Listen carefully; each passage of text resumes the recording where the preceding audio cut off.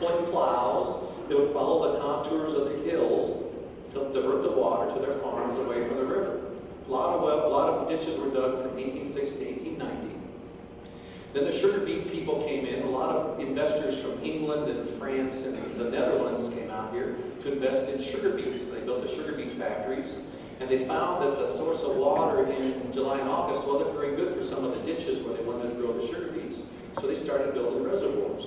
So you'll see a lot of reservoirs in the South Platte Basin were built in 1905, 1910, kind of in there. And then, after the drought of the 30s and the 1950s, people started drilling irrigation wells. And those irrigation wells were drilled in that sandy sponge beneath the South Platte River in the valley. Probably had to drill down 30 feet, 50 feet, 100 feet. And there was all kinds of groundwater in the alluvial aquifer of the South Platte River. Alluvial aquifer just means that if you pump water from that aquifer, it'll actually reduce the flow in the South Platte River. Maybe not the same day or the same month, but eventually you pump from that sponge, the flow in the river at the top is going to go down a little bit. We'll talk about that in just a second. So connected, it's an alluvial aquifer.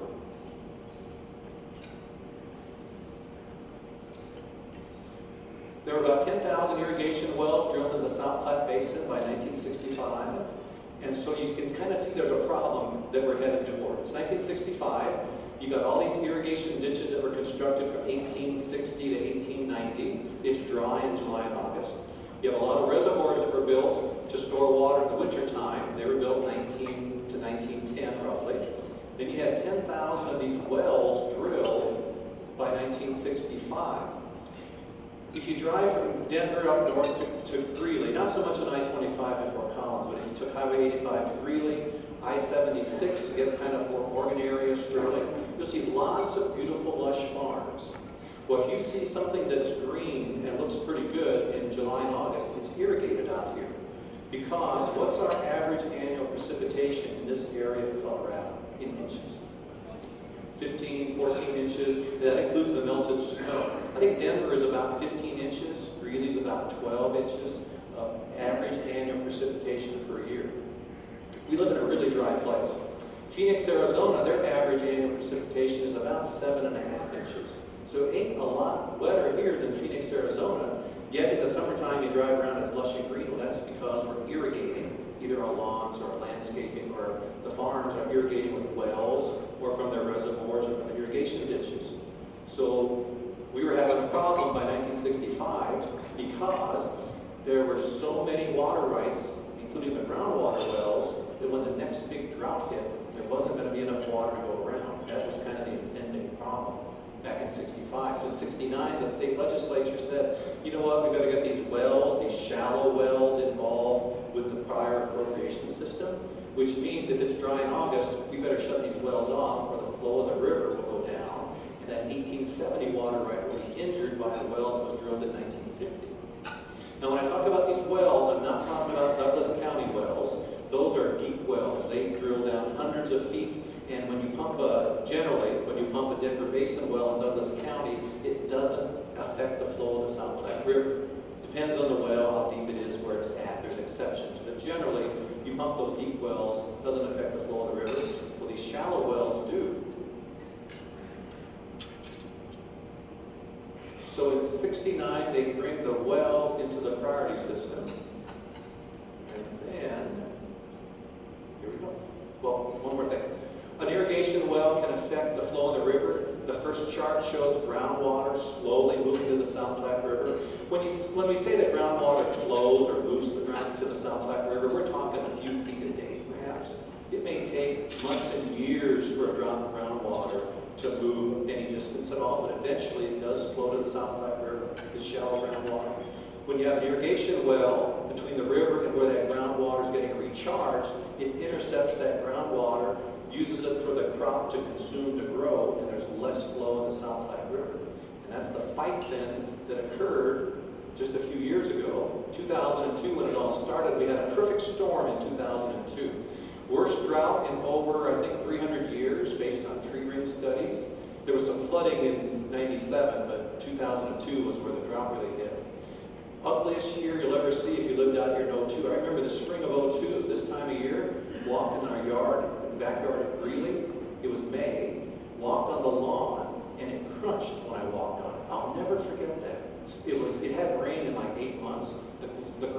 crunched. Now imagine you just moved here in the last year or so and you see your lawn this May, you're going, what's the problem? Well, it's pretty dry here once in a while. We get droughts. '02 was the worst drought in over 300 years, and that's where that issue with the wells and the reservoirs and the irrigation ditch companies all came together, and we had a crisis in that they shut off 400 of these irrigation wells a few years later. It was in '06. Farmers had planted their crops. They were going to get only 10% of their historic allotted amount for their wells, and they couldn't even pump that amount. They shut off 400 wells in 2006, made the front newspapers and so forth. Ugly time for irrigated agriculture. And Don is going through this even today because your quota for this year for your well is 38% of normal. No different than if someone came to you, state of Colorado comes to you and says, you know what, your salary that you're getting, you're all going to have to cut your salary by 62%. You only get 38% of your salary. Good luck. Hope you make it. You know, you might have to make some adjustments, but good luck. You only get 38% of your salary.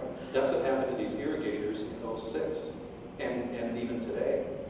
This was an interesting time in that, this is '06. I had to talk to a group of irrigators in Greeley. There were 700 irrigators in the audience, and we had the TV, the channel, the Denver TV stations were there, and politicians and all this kind of stuff. And I'm up there up front telling the folks that this is going to be ugly, that they're going to lose a lot of the use of their groundwater, and it's going to be devastating. And I'll never forget, my wife was in the back, and our youngest daughter, Melissa, they sat in the back of the room. I said, this is kind of history. You ought to come to this meeting and see if I can come out of there in one piece. 700 irrigators, I tell them that things are going to get ugly, they're going to get their water cut way back. And when I said that, my wife said she could see 700 sets of shoulders of these irrigators all sag. Because a lot of them just realized they were going to lose their farms. Some of them did. Because too many wells were installed before the state slowed it down, and there wasn't enough water to go around in a drought. Supply and demand. So back to these basin facts. The Colorado Water Conservation Board has done a study that by 2030, we will be short 410,000 acre-feet of water. Well, that means, in easier numbers to understand, that if the cities, the amount of water that cities in Denver need to acquire will equal 100 to 200,000 acres of dried-up farmland. So what am I talking about there? In order for the cities to come up with the water they need by 2030, they only have about 4 options to get water. One is they can conserve in the community. You know, don't waste water in the house, don't irrigate so much lawn. But the state has estimated that will only save about 15% of the water needed for this. They call it the gap. So conservation isn't enough. It's important, but not enough.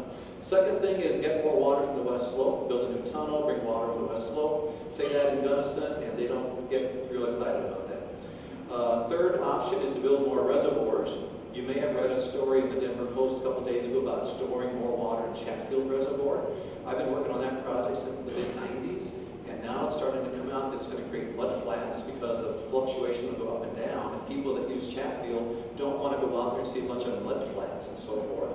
And yet, it's a ready-made reservoir to store water. So there's environmental mitigation has to occur that would cost something like $130 million to mitigate the changed environment of storing more water in Chatfield Reservoir. And even with that mitigation, it still may not get approved by the federal government. And then the fourth option is to dry up farm ground.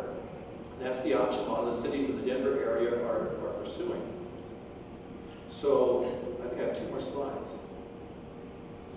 What do I mean when we talk about drying a farm? Well, remember those water rights, first in time, first in right, like a Bronco season ticket? Well, instead of a Bronco season ticket, if you own water rights, you own a stock certificate, just like if you own stock in Ford Motor Company or Intel or some company, you own a stock certificate with your name on it, and you own so many shares of a ditch. Shares in a ditch, you own a percentage of the water in the ditch, and you can sell that to a city if you want to. Generally for a lot of money, if you're lucky enough to own a ditch that a city wants to acquire. So, for example, here's Aurora's Prairie Waters Pipeline. They bought a bunch of water rights north of Denver, Platteville area, Fort Lupton, Brighton.